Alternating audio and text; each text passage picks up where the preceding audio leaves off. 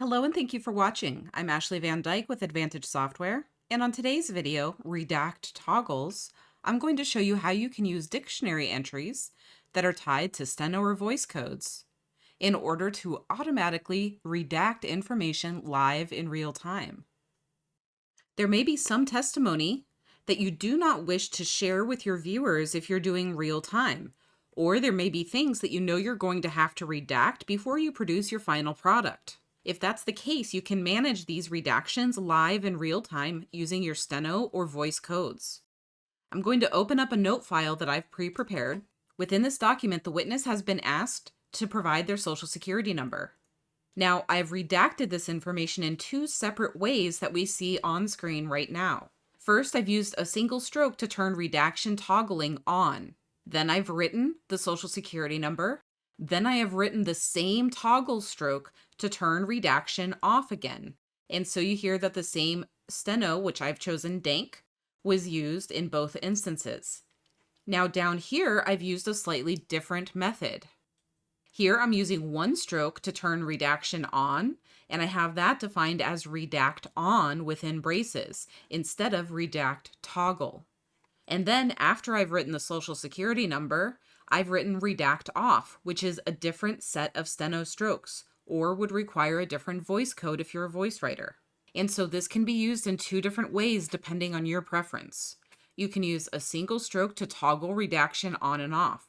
Simply use the same steno or voice code defined as open curly bracket, redact toggle, close curly bracket, to turn redaction on. Once you're done with the information that needs to be redacted, you can use the same stroke to turn redaction off.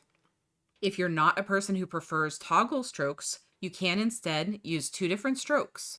The first would be defined as open curly bracket, redact on, close curly bracket, and you would use that to turn redaction on. Once your redacted information has finished being said, you can use a different stroke defined as open curly bracket, redact off, close curly bracket, to turn your redaction back off. And so I am going to translate this file, and we see that our social security number was automatically formatted correctly because of our digits equal setting. So here, if I increase this number to 9, we see that 9 digits equals social security number for me. And so my series of numbers was automatically formatted correctly with the hyphens.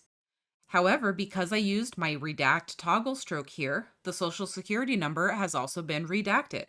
And in this instance, I instead used my redact on followed by redact off after the social security number. And here I've just done the same thing a second time.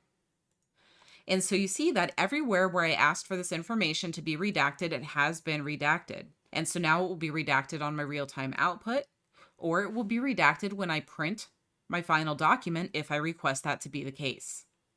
These strokes are very easy to use. And again, the definitions are simple. Open curly bracket, redact toggle for one stroke that will turn redaction on and off, or open curly bracket, redact on to turn redaction on, and open curly bracket, redact off to turn redaction off. Any of the information that you place between these commands will automatically be redacted. And of course, you can unredact the text later if you'd like to.